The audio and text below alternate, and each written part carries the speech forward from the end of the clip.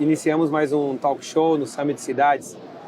Nosso desafio aqui está sendo debater sobre transformação digital, tecnologias, pessoas, finanças, ou seja, tudo aquilo que impacta a gestão de uma cidade que você deseja, com a sua família, com as suas empresas, morar nesse espaço territorial.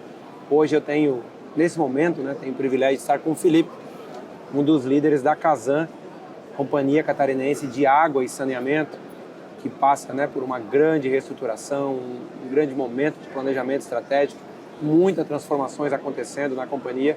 O Felipe é um dos líderes aqui que ajuda a companhia nessa transformação. Felipe, obrigado pela sua presença com a gente. Seja muito bem-vindo e já vou para a primeira pergunta para você. 2024, a gente vai viver um dos momentos pós-pandemia, de grandes desafios em termos de eleições, onde o Brasil inteiro não para, mas ele de alguma forma faz reflexões: que cidade a gente quer, que cidade a gente deseja morar com as nossas famílias.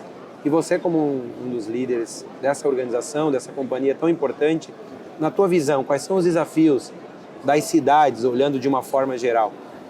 Obrigado pelo convite, para trocar essa ideia, obrigado pela equipe, pela receptividade. E olha, os desafios eles são inúmeros, de diferentes áreas e também com diferentes dificuldades para dar endereçamento.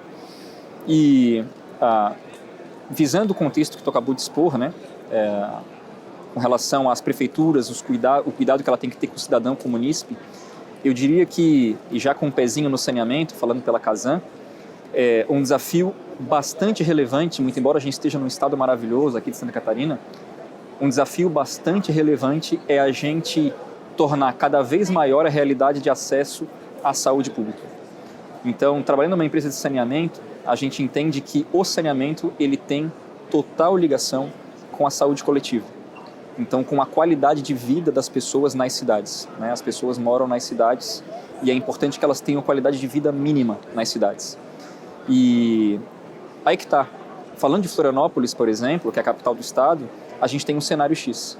Se a gente fala sobre outro município qualquer, muito menor, muito mais distante da capital, a gente pode ter um outro cenário.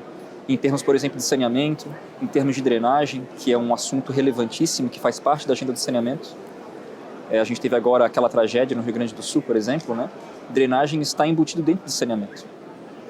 Então, esses temas eles são muito caros.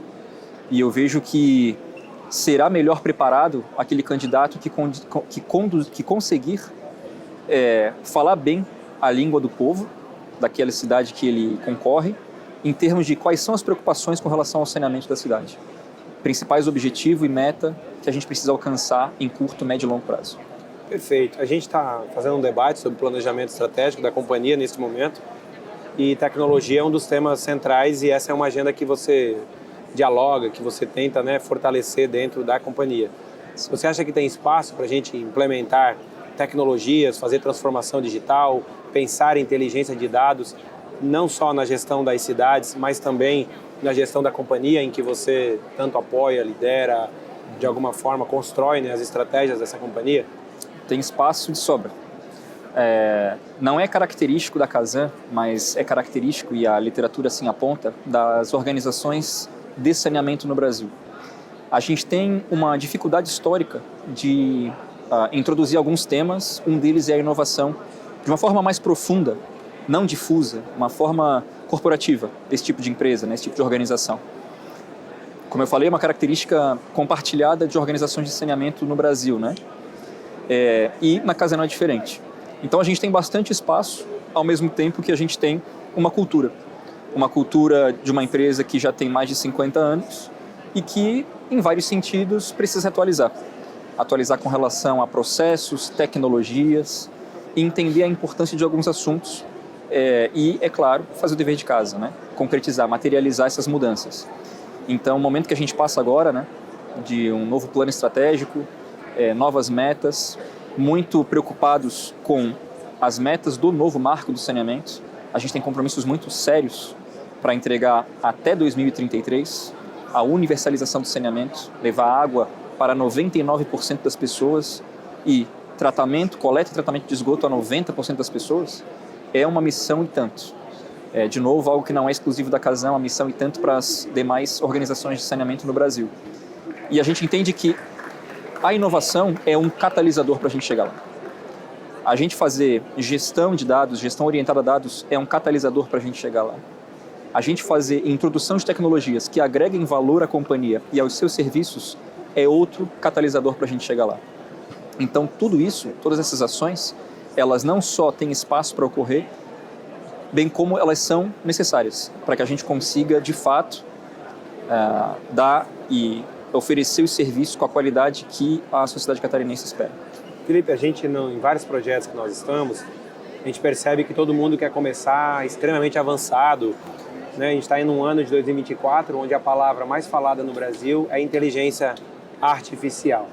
E aí, quando a gente fala de inteligência, IA, né, que todo mundo cita, parece que já está todo mundo programando, construindo robô, ou está todo mundo lá na frente já. Você acha que tem que começar pelo básico? Iniciar fazendo o dever de casa primeiro, organizando o processo, organizando as informações, e aí depois chega no avançado? Ou já tem que começar todo avançado lá na frente e esquecer de fazer o básico? Olha, como bom gestor de projetos, eu acho que tudo é risco, né?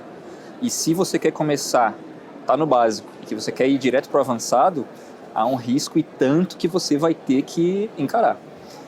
Quanto maior o passo, maior a queda. E eu acredito muito, sabe, na ideia de baby steps, né? Vamos por etapas. Ganhando valor e agregando valor etapa a etapa. Porque o que está por trás dessa lógica? É a gente saber muito bem o que a gente está fazendo.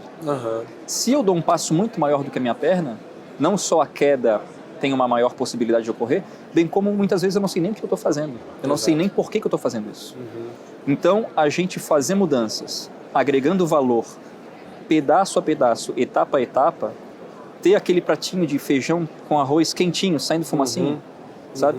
Muito mais do que ter aquelas coisas fantasiosas, enfim, eu acho que tem muito lugar.